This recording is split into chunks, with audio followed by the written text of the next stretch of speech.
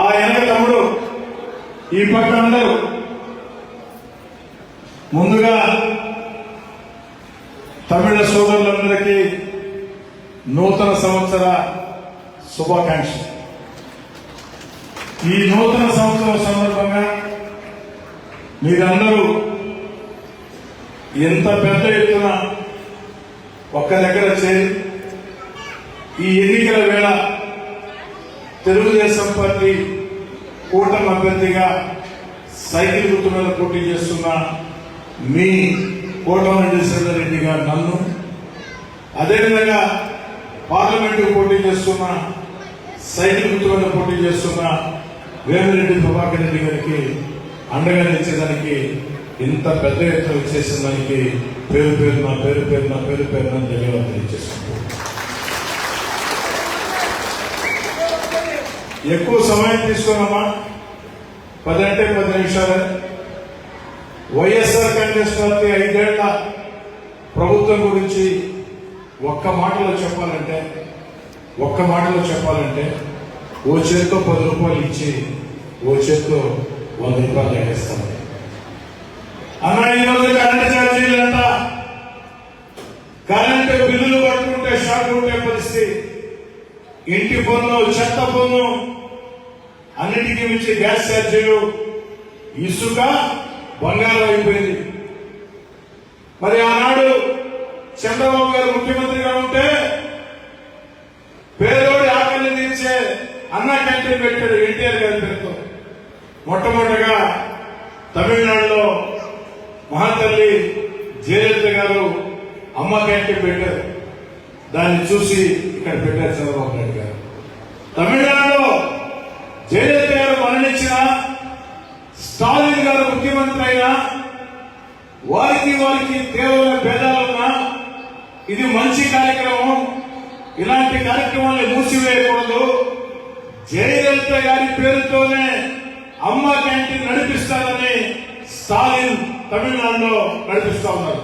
అవునా కదా? ఆంధ్ర రాష్ట్రంలో ఎన్టీఆర్ గారి పేరు, తమిళనాడులో ఎంజీఆర్ కి ఎంత ప్రజాదరణ ఉందో ఆంధ్రప్రదేశ్ లో ఎన్టీఆర్ గారికి జగన్ గారికి గొడవ ఏంటో మనకు తెలియదు. నాకు తెలిసి ఎన్టీఆర్ గారు చనిపోయేటప్పటికి జగన్ గారు నిక్కర్లు వేసుకొని స్కూల్కి వెళ్తా ఉంటాడు. ఒకవేళ ఎన్టీఆర్ గారి పేరు నీకు ఇష్టం లేకుంటే జగన్ క్యాంటీన్ పెట్టు, పేదవాడి ఆకలి తెచ్చి అన్న క్యాంటీన్ ఎందుకు మూసేసారు జగన్ గారు అంటే సమాధానం లేదు. ఈ రకంగా అభివృద్ధి లేకుండా, సంక్షేమం సరిగా లేకుండా ఓ చేత్తో 10 రూపాయలు ఇచ్చి ఓ చేత్తో 100 రూపాయలు లాక్కుంటూ అన్నిటికీ మించి అత్యంత బాధాకరం తల్లి. పోయినసారి ఓట్ల కోసం వచ్చినప్పుడు జగనన్న ఏం చెప్పాడమ్మా, ఒక్క అవకాశం నాకు ఇవ్వండి, 5 ఏళ్లు నేను ముఖ్యమంత్రిగా ఉంటే వచ్చే ఎన్నికల్లో ఓట్లు అడిగేటప్పటికి ఆంధ్ర రాష్ట్రంలో బ్రాందీ బాటిల్ కనపడకుండా చేస్తా చెప్పాడు తల్లి, చెప్పాడు కదా. మరి అమ్మా 5 ఏళ్ళు అయిపోయింది, మళ్ళీ జగనన్న ఓట్ల కోసం వచ్చాడు. బ్రాందీ బాటిల్ అన్నా కనపడుతుందా లేదా? బాగా కనపడుతుంది. ఎంత బాగా కనపడుతుందంటే రూపాయి బ్రాందీ 4 రూపాయలు అయిపోయింది.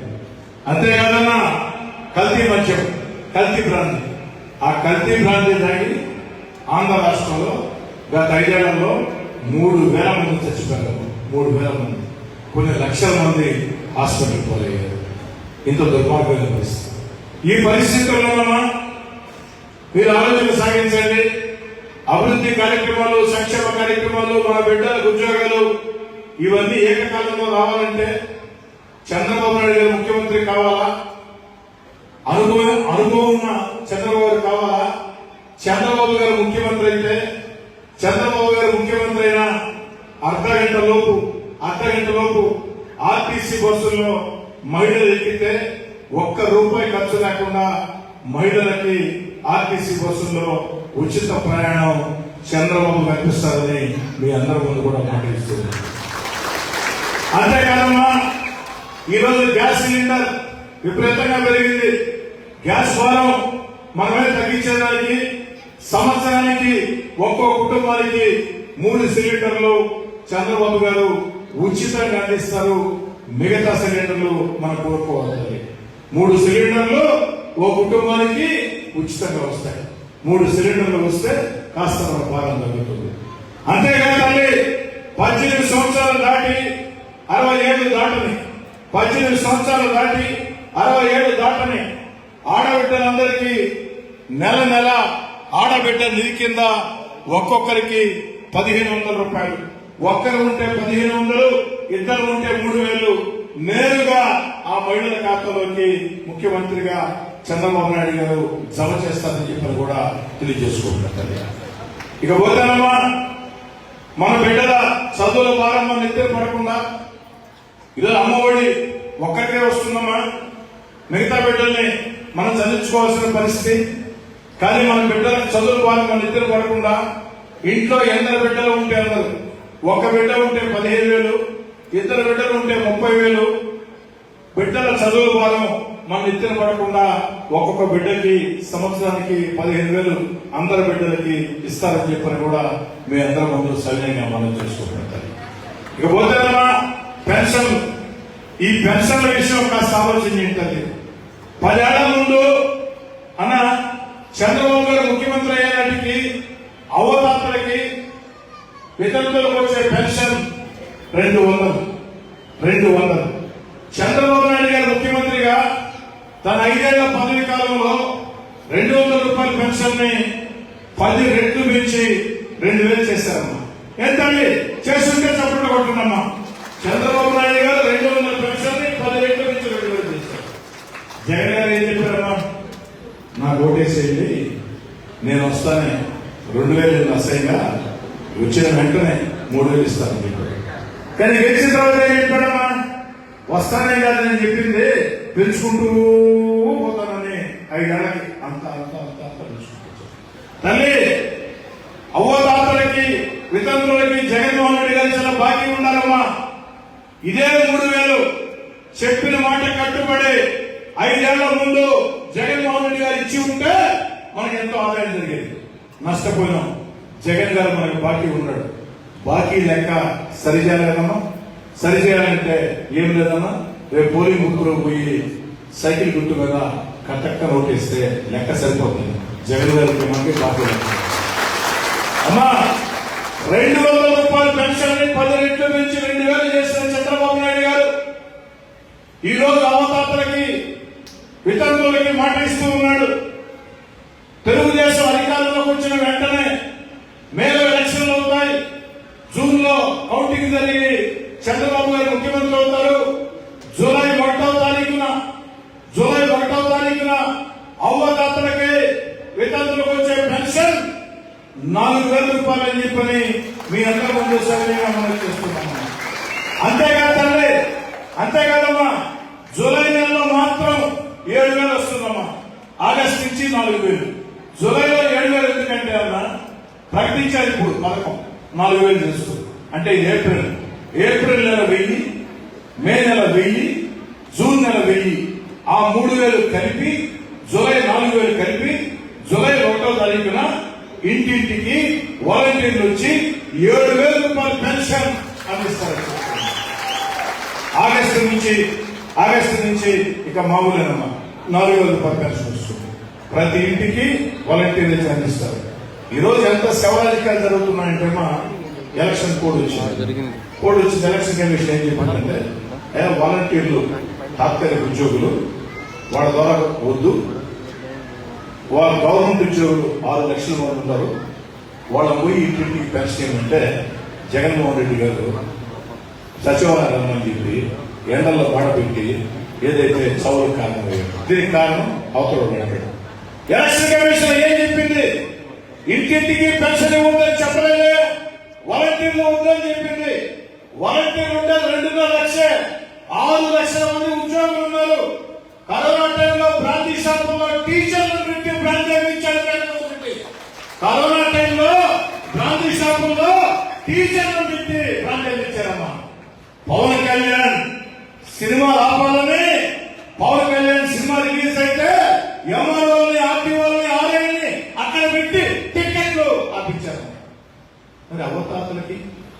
వితంతువులకి ఇంటింటికి పరిశీలించడానికి వచ్చిన ఇబ్బంది ఏంటి? కేవలం శవరాజకీయం. అందుకే తల్లి మీరు చెప్తున్నాం, అభివృద్ధి కార్యక్రమాలు, సంక్షేమ కార్యక్రమాలు, మన బిడ్డల ఉద్యోగాలు. 5 ఏళ్ళుగా ఉద్యోగాలు లేవమ్మా. 100 ఉద్యోగాలు ఉంటే 1 ఉద్యోగం భర్తీ చేస్తున్నారు. ప్రైవేట్ ఫ్యాక్టరీ వాళ్ళు నెల నెల జగన్ రెడ్డి గారికి లంచాలు ఇవ్వలేక ఆంధ్రాకో దండం, మీకో దండం, జగన్కో దండం అని ఫ్యాక్టరీలు మూసేసి తమిళనాడు కొన్ని, కర్ణాటక కొన్ని, తెలంగాణ కొన్ని పొరుగు. రేపటి రోజు చంద్రబాబు గారు ముఖ్యమంత్రి అయిన తర్వాత 5 ఏళ్లలో ప్రైవేట్ ప్రభుత్వ రంగాల్లో 20 లక్షల ఉద్యోగాలు వస్తాయి. మూసేసిన పరిశ్రమని తెరిపిస్తారు, ప్రభుత్వ ఉద్యోగాలు భర్తీ చేస్తారు.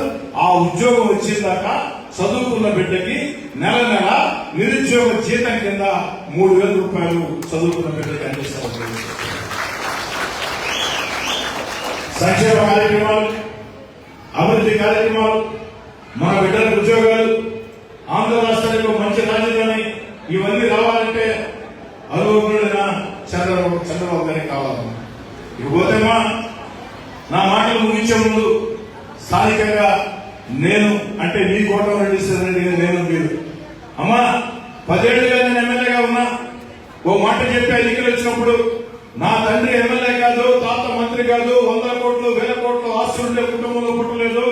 కష్టాలు నష్టాలు కన్నీళ్లు ఉండే మధ్యతరగతి రైతు కుటుంబం, కష్టపడి స్థాయికి వచ్చారమ్మా. కష్టం విలువ నాకు తెలిసినంత చాలా మంది ఎమ్మెల్యేలకు తెలియదు.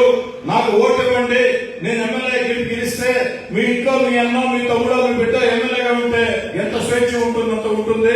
ఎమ్మెల్యే అంటే 5 ఏళ్లకు ఒకసారి ఓట్ల కోసం వచ్చేవాడు కాదు. ఎమ్మెల్యే అంటే పిలిస్తే పలికి ఎమ్మెల్యేగా ఉండాలా, ఎమ్మెల్యే అంటే 24/7 జనం మధ్యలో ఉండాలన్నాడు. 10 ఏళ్లుగా అదే పనిలో ఉన్న తల్లి, ఎక్కడ తేడా లేదమ్మా. మరి ఈరోజు 1,000 కోట్ల కోటీశ్వరుడు నా మీద ఎమ్మెల్యేగా పోటీ చేస్తున్నాడమ్మా. ఒక్కటి ఆలోచన చేయండి అన్న, 1000 కోట్ల కోటీశ్వరుడు ఎమ్మెల్యేగా ఉంటే ఆ 1000 కోట్ల కోటీశ్వరుడు నెలకు 1 రోజు నెల్లూరులో ఉంటాడు, 29లో హైదరాబాద్ లో, తమిళనాడులో, కర్ణాటకలో, మహారాష్ట్రలో కాంట్రాక్ట్ లో ఉంటాడు. ఆ ఉండే 1 రోజు మీరు కలవాలంటే సాధ్యం కాదు. అదే మీ కోటమిరెడ్డి శ్రీధర్ రెడ్డి అయితే 24/7 ఇక్కడే ఉంటాడు. పిలిస్తే పలుకుతాడు, సరదాగా కాసేపు మాట్లాడుకోవాలంటే అమ్మా, సట్టిగాడు మనోడు, సట్టిగాడు లోకల్, కోటమిరెడ్డి శ్రీధర్ రెడ్డి మనోడు, కోటమిరెడ్డి శ్రీధర్ రెడ్డి లోకల్. ఆలోచన సాగించేది తల్లి, నాకు నమ్మకం ఉందమ్మా. ప్రజల అండ ఉంటే, ప్రజల ఆశీస్సులు ఉంటే, డబ్బు కొండలైనా, బంగారు కొండలైనా, వజ్రాల కొండలైనా ప్రజల అండతో తలతో కొడితే పగిలిపోతానని విశ్వాసం నాకుంది. నేను గాని నా వెంట నడిచే నాయకులు, కార్యకర్తలు గాని, ఆఖరికి నా భార్య, నా ఇద్దరు కుమార్తెలు మిమ్మల్ని నమ్ముకున్నావమ్మా. నా భార్య, నా కుమార్తెలు మీ ఇంటింటికి వచ్చారు. మా ఆయనకి ఓటేయండి, సైకిల్ గుర్తు కొట్టేయండి, మా నాన్నకి ఓటేయండి, సైకిల్ గుర్తు కొట్టేయండి అని మీ ఇంటి ఆడబిడ్డల్లా ఇంటింటికి అడిగారు.